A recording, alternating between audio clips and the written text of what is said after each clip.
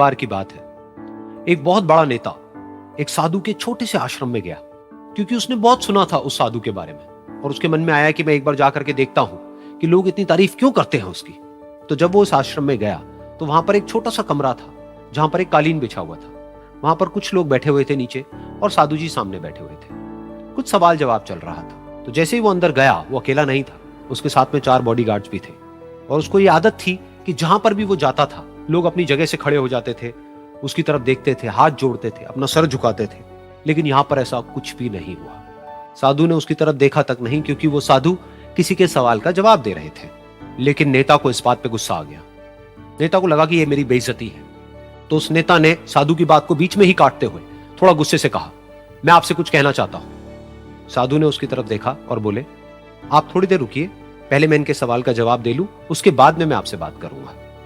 तब तक अगर आप चाहें तो आप बैठ सकते हैं। बस साधु का इतना कहने की देर थी। नेता का चेहरा गुस्से से लाल हो गया और फिर उसने अपना सारा गुस्सा उस साधु के ऊपर निकाल दिया। अभी तक वो नेता बहुत ही तमीज से बात कर रहा था, यानी कि आप कह करके बात कर रहा था। अब वो तू तड़ाक पे उतर आया। नेता ने उस साधु को कहा, तुझे पता भी है मैं कौन हूं और तू किससे बात कर रहा है? साधु ने उसकी तरफ देखा और कहा, मुझे इससे कोई फर्क नहीं पड़ता कि आप कौन हैं, लेकिन आप जो कोई भी हैं, अगर आप चाहते हैं कि मैं आपके सवाल का जवाब दूं या आपसे बात करूं तो आपको कुछ देर रुकना होगा। और साधु के ये कहते ही नेता गुस्से से पागल हो गया और वहीं सबके सामने चीखने चिल्लाने लग गया, अब मैं तुझे तेरी असली औकात दिखाऊंगा। तूने मुझसे पंगा लेकर के ठीक नहीं किया है। तुझे पता भी है मैं तेरे बारे में क्या सोचता हूं। साधु ने फिर से उसकी तरफ देखा और बड़े ही प्रेम से कहा कि मुझे इससे कोई फर्क नहीं पड़ता है कि आप मेरे बारे में क्या सोचते हैं। आप जो चाहे वो मेरे बारे में सोच सकते हैं। फिर उस नेता ने बोला कि तू चाहे सुनना चाहता है या नहीं, लेकिन मैं तुझे बताऊंगा यही सबके सामने कि मैं तेरे बारे में क्या सोचता हूं। तू एक बहुत ही घटिया इंसान है। तू कोई साधु नहीं है, तू एक ढोंगी है, पाखंडी है और यहां पर जितने भी लोग बैठे हैं उन सबको बेवकूफ बना रहा है।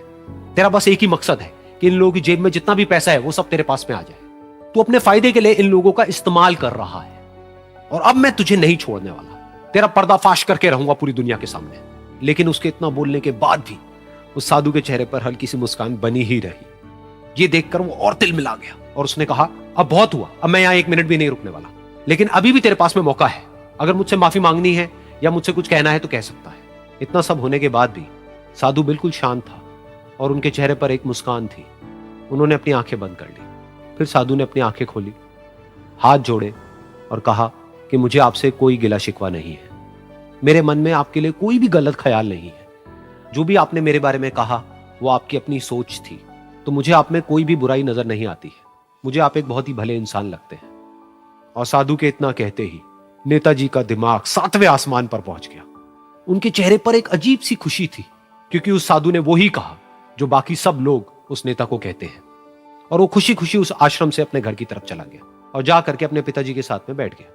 उसके पिताजी की आंखें बंद थी और वो ध्यान में थे। पूरी जिंदगी उन्होंने सिर्फ लोगों की सेवा करी और बदले में कुछ भी एक्सपेक्ट नहीं किया।